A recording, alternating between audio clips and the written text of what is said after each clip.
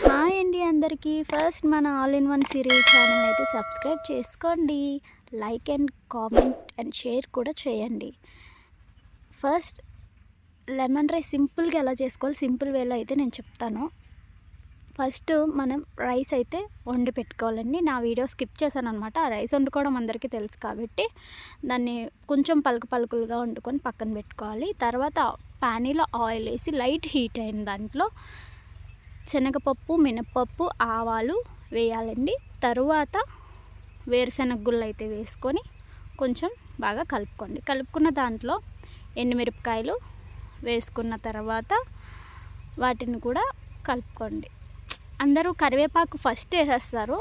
కరివేపాకు వేయకూడదండి, ఎందుకంటే అది మాడిపోయే ఛాన్స్ ఉంది. లాస్ట్లో వేసుకుంటే సరిపోతుంది.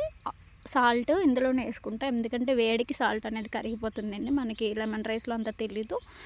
తర్వాత కొంచెం పసుపు, అంటే మీకు సరిపడా పసుపు వేసుకోండి. సాల్ట్ కూడా మీకు సరిపడినంత. ఇంకా లాస్ట్లో కరివేపాకు వేసుకొని కొద్దిగా అటు ఇటు లైట్గా, ఎందుకంటే ఎక్కువ మాడిపోకుండా, ఎందుకంటే ఆ స్పైసీ స్మెల్ అనేది మనకి పోతుందన్నమాట. సో లాస్ట్లో వేసుకోండి. ఎప్పుడైనా కానీ కరివేపాకు ఏ కర్రీస్లో అయినా లాస్ట్లో వేసుకుంటేనే మీకు టేస్ట్ బాగుంటుందండి.